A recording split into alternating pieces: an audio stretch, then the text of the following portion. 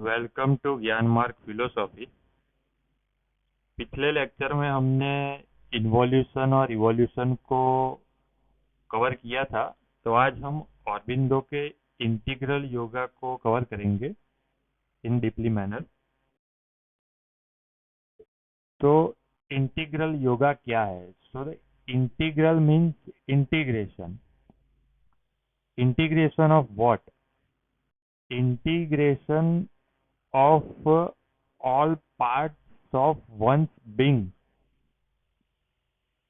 to the supernatural and divine consciousness की जो process है, उसके लिए जो जरूरत है योगा का, उसको बोलते हैं इंटीग्रल योगा। और एक चीज ये भी है कि ऑरबिंदो ने इंटीग्रेशन किया है। डिफरेंट फिलोसॉफिकल एस्पेक्ट है जो योगा के, जैसे कि ऑरबिंदो ट्राइज टू इंटीग्रेट ज्ञान योग, हठ योग, कर्म योग, राजयोग एंड भक्ति योग। So integration of all these five yoga will give shape to integral yoga. So what is the difference between particular yoga and integral yoga? So the yoga will uplift the individual, but integral yoga will uplift the holistic upliftment, holistic welfare of people, and integration of these people to the divine supernatural consciousness is the ultimate aim of integral yoga.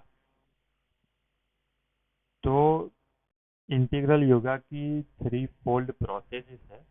The first one is psychicization, the second one is spiritualization, and the third one is supramentalization.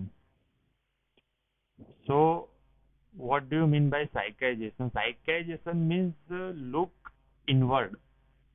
Inward यानी कि जो divine soul है उसको महसूस करना। Means divine soul is the core of one's being is called psychization because the soul serves as spiritual guide in yoga।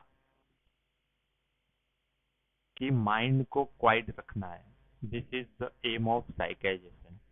What do you mean by spiritualization? Spiritualization means transformation of light, power of product of psychization to all the body parts, like physical and mental, all parts को lights and energy of psychization को transform करना। And जो spiritualisation है उसी को वेदांता और Buddhism में enlightenment बोला गया है। तो वी कैन कनेक्ट और we can say similar thing as enlightenment of Aurobindo's spiritualization. And the third process is called supramentalization.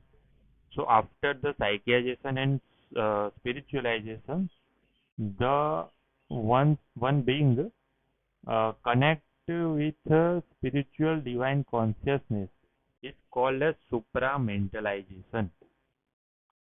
और उसका अल्टीमेट एम क्या होगा? What is the aim of supramental species?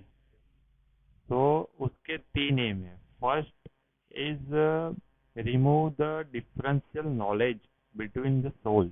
अलग अलग सोल में जो नॉलेज का डिफरेंस है उसको अलग करना इज द फर्स्ट एम। तो इससे क्या होगा? इससे होगा, सेकंड एम है कि पहला एम है कि डिफरेंशियल नॉलेज को रिमूव करना, सेकंड इज कि उसको लोअर स्टेप में से अपर स्टेप में अपलिफ्ट करना इज सेकंड एम। तो सेकंड एम से क्या होगा, थर्ड एम अचीव होगा। What is the third aim is to establish the supra divine life on the earth. तो ये इसके 3 एम है सुप्रा मेंटल स्पीसीज के। तो ये हो गया ओवरऑल, हमने इन्वोल्यूशन, इवोल्यूशन और इंटीग्रल योगा तीनों को अभी कवर कर लिया है। तो एक छोटा सा क्वेश्चन ये है कि what are the criticisms of Aurobindo's philosophy.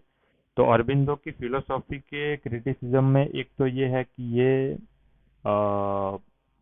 थोड़ी मिस्टिकल एक्सपीरियंस देती है। Second is lack of logical ground. Third thing is it is impractical. And fourth thing is it is emotional expression of human mind, बोल सकते हैं। ये है ऑरबिंदो की